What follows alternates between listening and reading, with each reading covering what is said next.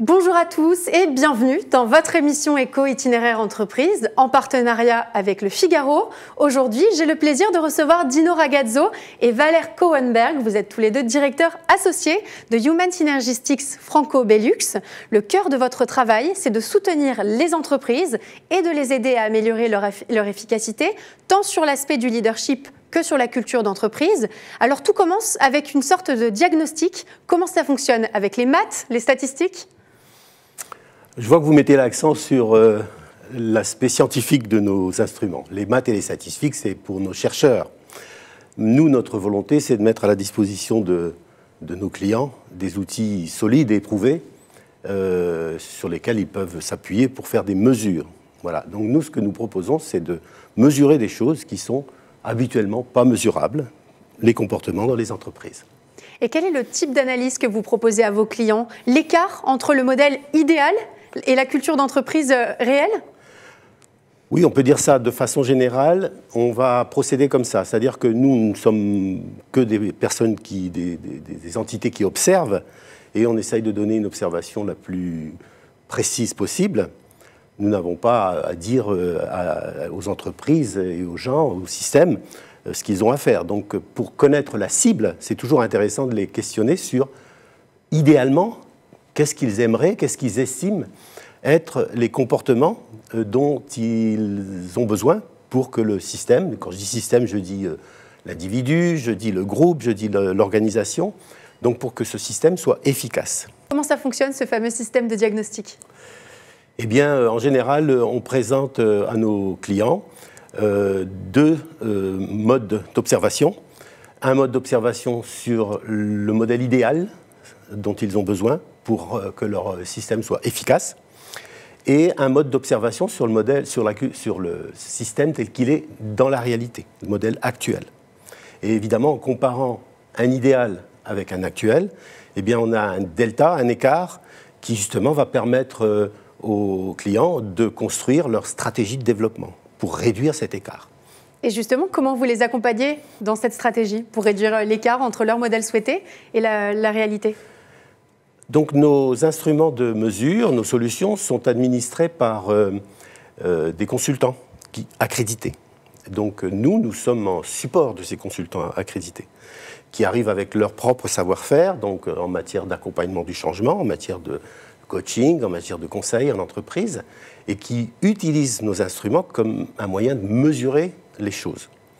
Et donc notre soutien consiste à être en back-office et d'aider ces consultants, ou même ces cabinets, ou même ces services de ressources humaines. Parfois, ce sont les ressources humaines des grandes entreprises qui elles-mêmes assurent le déroulement des projets. Eh bien, nous les assistons dans l'usage, l'analyse, l'interprétation, et puis, s'ils le souhaitent, dans la construction de la stratégie de développement.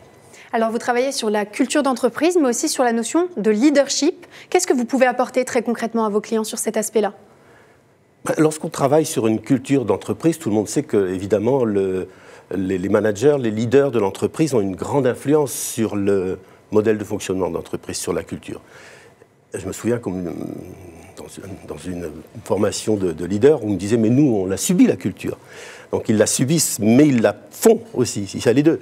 Donc, et c'est au niveau de ce système-là, du leadership, qu'ils ont la capacité d'influencer le système. Et même s'ils ne le veulent pas, ils l'influencent de toute façon. Donc, dans notre modèle de culture, lorsqu'on travaille sur une culture d'entreprise, eh bien, immanquablement, on va devoir commencer par le haut. Comme disait Ed Schein, on ne commence pas par le milieu, on commence par le haut. Si on veut changer la culture, il faut commencer par le management. Et donc, l'outil Leadership Impact est très intéressant à ce niveau-là parce qu'on fournit aux dirigeants ou aux personnes influentes de l'entreprise, eh bien, on fournit une information sur leur stratégie de gouvernance et sur l'efficacité et sur l'impact que cette stratégie produit sur les gens autour d'eux. Et donc évidemment, c'est un outil 360, le Leadership Impact, et par rapport à ce qu'on peut trouver sur d'autres outils 360 du marché, on va beaucoup plus loin parce qu'on donne une information sur la manière dont les gens intègrent l'interprétation. C'est-à-dire, ils vont vous dire comment ils la perçoivent, mais ils vont surtout vous dire ce qu'ils en font. Et c'est ça que produit l'outil Leadership Impact. Valère Cohenberg, vous souhaitiez rajouter quelque chose sur l'impact? Oui, tout à fait, parce que le grand problème avec des outils de feedback, c'est qu'on montre aux cadres une différence entre leur perception et la perception des autres. Et avec l'impact, on va poser la question aux leaders, aux cadres, quel est votre impact voulu? Oui. Et ça, on va comparer avec la perception des gens dans l'actuel des choses. Et donc, ça donne une différence qui va monter, comment dirais-je, l'envie de s'épanouir, de changer. Et donc, dans ce domaine, on est unique dans le monde entier. On a les seuls outils qui sont capables de mesurer l'impact d'un leader ou un manager dans son environnement de travail. Dans une démarche très positive, en plus de progression. Oui, tout à fait. Et donc, ce sont des outils de développement et très précis dans ce domaine. Et donc, je suis actif dans ce domaine depuis 30 ans, donc je connais un peu les autres outils. Et donc, dans ce domaine, on a une position unique. Vraiment unique, oui. Alors, vos publications, elles sont lues dans le monde entier. Vous collaborez notamment avec les célèbres universités américaines de la Ivy League. Quelles sont vos perspectives? Quels sont vos projets? Oui, donc vous parlez de l'Ivy League. Effectivement, c'est un groupement de 8 entreprises les plus prestigieuses des États-Unis, d'Amérique, et même d'ailleurs les plus anciennes, parmi lesquelles Harvard, Yale, Princeton, enfin voilà.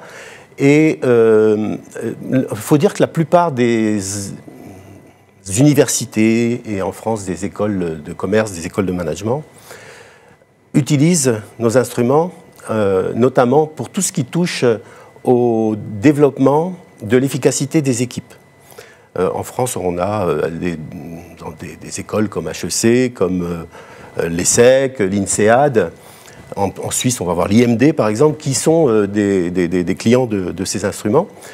Donc voilà, le but, c'est d'apprendre à leurs étudiants comment comment faire en sorte que les équipes puissent être et en sécurité psychologique et en efficacité et comment est-ce qu'elles peuvent être capables de produire de la synergie tout ensemble. Et en travaillant auprès des étudiants, vous modulez en fait le monde de demain? Donc notre motto, c'est effectivement d'avoir cette capacité de pouvoir, à travers ce que nous faisons avec les étudiants, mais avec aussi les entreprises, une petite influence à notre niveau sur notre capacité à changer le monde, une entreprise après l'autre. Merci Dino Ragazzo et merci Valère Cohenberg. Je rappelle que vous êtes directeur associé de Human Synergistics Franco-Belux et que vous accompagnez les entreprises dans leur maximisation de leur efficacité.